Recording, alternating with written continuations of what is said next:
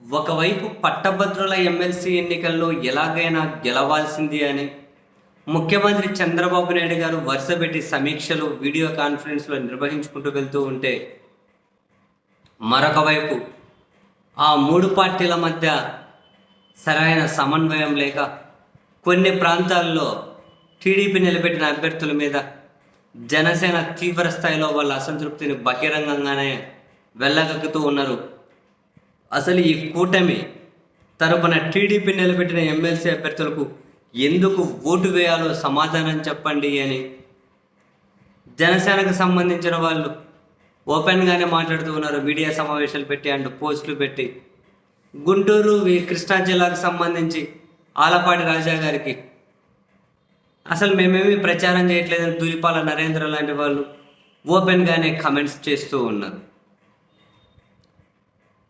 అయితే అక్కడ ప్రధానమైనటువంటి అపోజిషన్ వైసీపీ లేకపోయినా పోటీలో టీడీపీ అభ్యర్థులు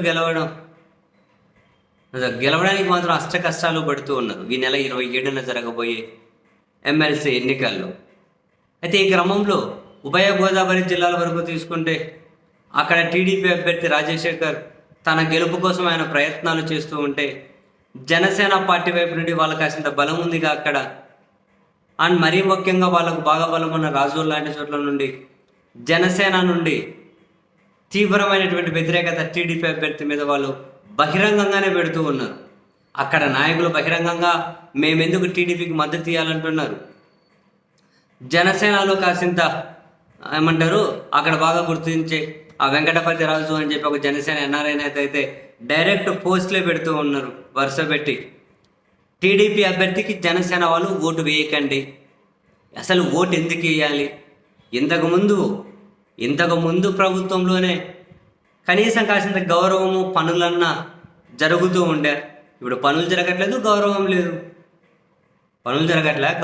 లేదు. అధికారులు అసలు ఏమీ ఎక్కడ పట్టించుకోవట్లేదు. ఏం కార్యక్రమాలు జరుగుతూ ఉన్నాయి. టీడీపీ అభ్యర్థికి జనసేన వాళ్ళు ఎవరు ఓటు వేయకూడదు అని చెప్పి ఆయన వరుస పెట్టి పోస్టులు పెడుతూ ఉన్నారు. పార్టీ మీద ఆధారపడి బతికే వాళ్ళు కొందరు ఉంటారు. పార్టీ మీద ఆధారపడి బతికే వాళ్ళు అంటే వాళ్ళ బతుకు తెరువు కోసం రాజకీయాలు అన్నట్టు పార్టీ మీద ఆధారపడి బతికే వాళ్ళు ఉంటారు. అటువంటి వాళ్ళు ఓటేయమని చెప్పి మీ దగ్గరకు వస్తే చీ కొట్టండి అని రాజోలు జనసేన పార్టీ క్యాడర్కి అయితే పిలిపించుకుంటూ ఆయన పోస్టులు. అసలు టీడీపీ అభ్యర్థికి ఎందుకు ఓటేయాలి, ఏం చేశారని ఓటేయాలి? జనసేన వాళ్ళు ఎవరు కూడా టీడీపీ అభ్యర్థికి ఓటేయరు.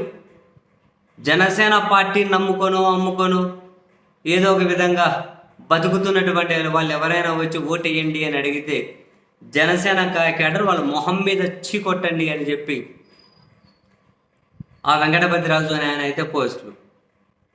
వెరసి మొత్తం మీద చాలా చోట్ల ఈ కూటమి పార్టీల మధ్య టీడీపీ వాళ్ళకే జనసేనకు ఈ కోఆర్డినేషన్ అనేది లేక,